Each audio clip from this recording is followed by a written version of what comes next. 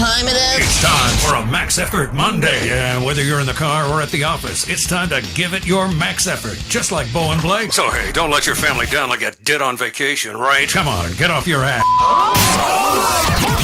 And give it a max effort. I'm ready to take this all the way.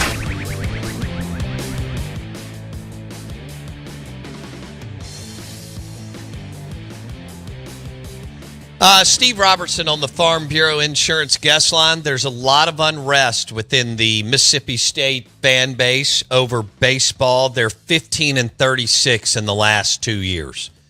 Tough to excuse that. 15-36 in the last 2 years. They have 3 series left. And Arkansas this weekend, LSU, and then A&M. What's realistic down the stretch? Yeah, I think. Great question. Steve, what do you think they have to hit to come back, or do you think they're coming back regardless of what happens down the stretch? Well, I don't think the staff returns intact. Well, I take out Foxhall. I meant. Yeah. Yeah, I mean, obviously, Lamonis doesn't have a tremendous amount of vocal support within the fan base, but I've spoken to some people, in administration that believe that he'll probably get another year to kind of right the ship. And of course, it's still a very fluid situation. You judge seasons based on their totality, and so we'll see what happens. But you're facing 3 NCAA regional teams here in the final 3 weekends, and 2 of those 3 battling for a top 8 national seed. So everybody you've got left to play has got something to play for. You do too, but not nearly the same stakes. Mississippi State just trying to get to Hoover. And let's just be honest about that. I mean, the fact that the state's scuffling here at the end of the season 2 consecutive years just to make the SEC tournament is just simply not acceptable. Okay, so the fan base is not going to be happy. If they go 2-7 down the stretch, apathy's going to be set. What's realistic too in July flipping this roster, even with the recruiting class coming in, you don't know what you're going to net with the draft. You don't know who's going to stay in the. I think there's some question marks with Gerangelo and Lofton hanging around. So really, I mean, you're talking about flipping probably a minimum of 10 pitchers. You'll have to have NIL money. You need to go get, 3 starters? They don't all have to be weekend. 3 starters, 3 setup men, and at least 1 or 2 closers. I mean, how realistic is this from July 1st to August 10th or whatever, Steve, if this plays out and Lamonis and Gautreaux come back?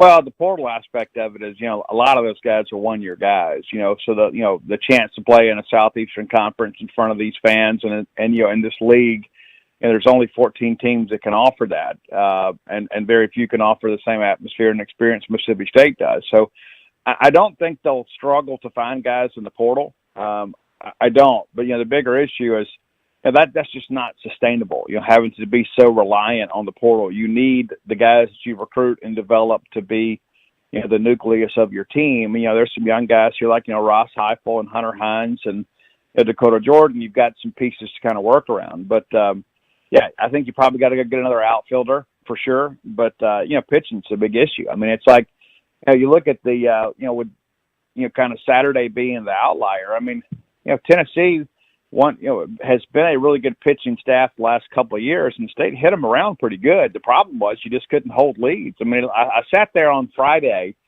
when State had the big lead, and members of the Tennessee media were already thinking about a rubber game on Saturday, and I was like, just wait. You guys are a little bit premature here. I've seen this movie several times, and I had somebody on Saturday. I said, hey, Steve, you've probably seen more SEC baseball than all of us combined. Where does this staff rank in the Southeastern Conference? Well, it ranks 14th. I mean, the numbers bear that out. It doesn't take some insider take to see that. I mean, this is a team that just really struggles to continue to maintain leads. And you thought maybe you had some things figured out, but you look at how well they pitched against Ole Miss in 4 games, and maybe that's an indictment on Ole Miss as well. that Ole Miss couldn't capitalize better on this pitching staff that struggles to throw strikes in Mississippi State. I think it is. Steve Robertson, genespage.com, 247 Sports, talking MSU baseball, Lamonis, his future. What do they have to do against Arkansas at home, LSU on the road, and A&M at home? All three of those teams are better than Mississippi State. Now, does that mean that they can't steal a game here or there? No. So what you just laid out, you're talking about 8 to 10 portal pitchers. Knowing that the net on a legitimate SEC pitcher would be maybe 40%, I don't see where the numbers work in July to retool the roster to this extent, Steve. Yeah, I'm concerned about that too, because you have to basically process some guys out of here, and there's probably some that need to be. I mean, let's just be honest. I mean, and I'm going to say some things that, maybe hurt some people's feelings, but nobody's bigger than the M over S, and certainly not your feelings, right? I mean, so, the reality of it is we've got some guys here that can't play here. I mean, you bring them in, you hope they develop, and you've got to take some responsibility that lack of development too. But, they took some guys this past class that were marginal, to say the least, and Mississippi State should never be out there scraping the bottom of the transfer portal barrel or working the JUCO ranks for guys that struggle to throw strikes in junior college and then bring them to the Southeastern Conference and expect to fix them. I mean, nobody's that smart. You got to go get guys that have a history of strike throwing, no matter what the velo is. I know that's the big buzzword these days, is velo and spin rate. Give me guys that are going to throw strikes and compete and change speeds and keep guys off balance. That they may not light up the scoreboard, but they're going to put zeros up there. Okay. So best case scenario, I guess you keep Gerangelo and Lofton. I'm not sold on that. Cade Smith is a sophomore. Cade Smith is listed as a junior in the classroom, but of course, he's only had, a couple of years of, he threw in 21, threw in 22. He'd have that extra year available to him if he needed it. Well, I guess not, he wouldn't, because he was a 2020 draft guy. Yeah, but so he's draft eligible. Yeah, so he's draft eligible, so that he'll have a decision to make, because he pitched some in 21, pitched some in 22, and now he's pitching now. So he's a junior. How do you read that? What do you think he will do?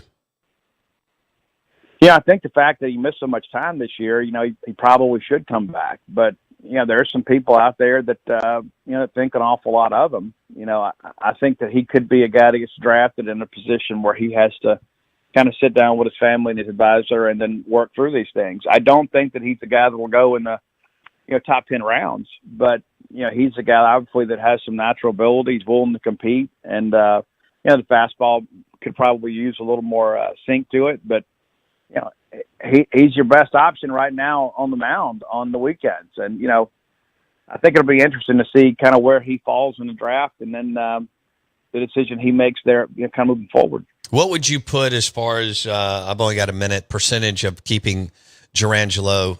I mean, Lofton hadn't even pitched, but Gerangelo and Lofton. And this, are you buying in the whole CC Sabathia thing and this guy could get a job somewhere and blah, blah, blah? I mean, what do you make of that?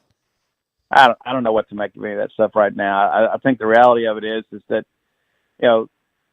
when you've got guys that have the pro potential, and Lofton's a guy that many people believe will be a first rounder. Gerangelo obviously doesn't hit the same measurables, but it's going to be tough to keep them both. At this point, I think you hope to keep one of them and then find you a replacement somewhere in the portal. If they go 1-8, is he back? I think he is, and I don't think the fan base will be happy about that, but I do. I think he's back with changes on the staff. Okay. We'll leave it there. Steve was in Knoxville over the weekend. Thanks, Steve Robertson, the Boneyard Podcast, 247 Sports. He joined us on the Farm Bureau Insurance Guest Line. Steve believes even if he drops a 1-8, I guess because of the freshman class currently and the signing class coming in, that he'll have a chance to